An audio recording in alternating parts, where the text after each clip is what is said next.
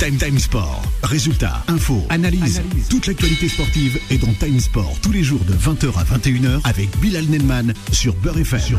Avec Adnan et avec Rentrocé, on en a parlé déjà en ce début de semaine. Peut-être un petit mot. Oui, on est à Madrid, on a vu la nouvelle photo sur Instagram d'un certain Kylian Mbappé.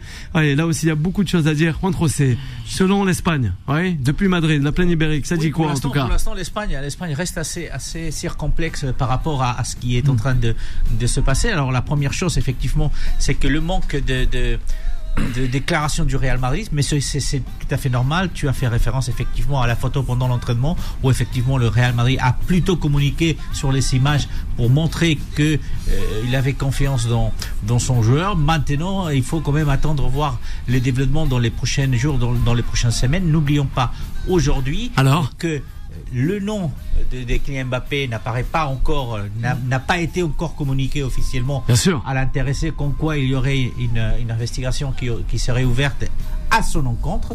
Donc pour l'instant, on reste sur des informations de presse suédoise, mais des presses suédoises. Et puis, maintenant, il va falloir confirmer dans les prochains jours les informations qui ont été données ce matin dans un article de nos confrères de Le Parisien qui parlait du fait que Kylian Mbappé aurait reconnu une relation sexuelle volontaire et consentie.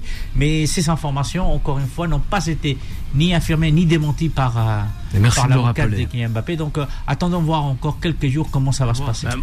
Écoutez, sincèrement, quand j'ai vu le sujet de ce soir, la première chose que je fais, c'est aller voir le calendrier. J'ai dit merde, on n'est pas en 1er avril.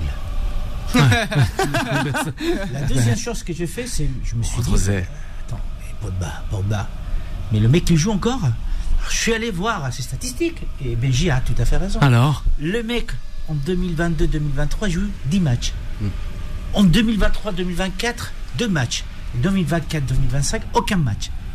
Et là, vous vous posez la question, va-t-il revenir en équipe de France? C'est ça. Va-t-il retrouver une équipe? La première des choses. On sait, Benji, il a tout à fait raison quand il dit. Et après, où est-ce qu'il va aller jouer? À Marseille? Il aura de la chance, il va à Marseille. Mais s'il termine aux États-Unis, Marseille aura de la chance aussi. S'il termine du côté de l'Arabie Saoudite, attendez, avant de parler de l'équipe de France, du capitanat, mais laissons-le revenir. Rappelez-vous quand il est parti d'Angleterre, mais quel était son niveau de jeu?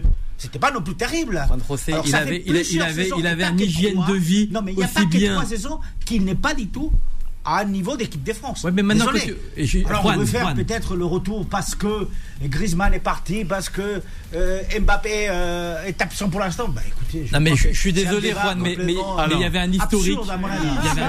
Par rapport à ce que dit. On va rejoindre Melvin aussi, Romain. Il a raison quand il parle de Villarreal. Parce que je vous rappelle qu'il n'y a pas que Santi Cazorla, il y a Albiol qui joue toujours à Villarreal. Albiol, il est toujours joueur des premières divisions. Après son il a quel âge, Real Madrid, il a 31. Et puis, il y a quand même Forlan, il y a quelques années, qui a été relancé sa carrière là-bas. Et puis, Pépé, je crois. Il y a Pires. Oui. Rappelez-vous Pires, qui a fait. Palermo aussi. Villarreal est un club qui aime bien aller chercher des joueurs qui commencent à avoir un certain âge, qui ont montré un grand potentiel tout au long de sa carrière et qui les aide à se relancer. Donc, on va aller plus loin. C'est peut-être le club, effectivement. C'est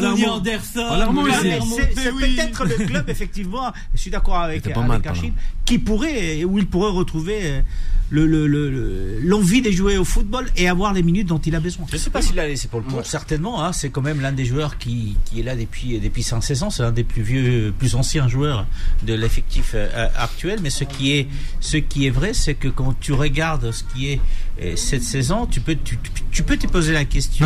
Sur 7 matchs, il n'a été titulaire que 3 fois.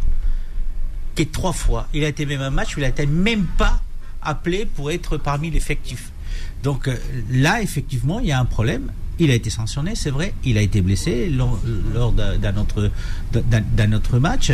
Mais on peut se poser la question. Mais c'est pour ça qu'il a joué que 3 matchs, Juan Rosé, parce que sinon en défense centrale, c'est le premier choix qui est coché par Roberto De Zerbi. Oui. Mais là, la réalité, ce sont les chiffres. Les chiffres, c'est qu'il n'a été titulaire que 3 fois sur 7 matchs. Et c'est vrai. Après la saison, mais pas par choix du coach. Après écoute, oui, puisqu'une fois il n'a pas été appelé. dans l'effectif. Mais parce que blessé. Une deuxième fois, il a été appelé, il a été remplaçant et il n'est pas rentré en jeu. Et la troisième fois où il a été remplaçant, il est rentré pour jouer 5 minutes. Donc effectivement, là, on peut se poser la question. C'est vrai que physiquement, peut-être n'est pas son mieux.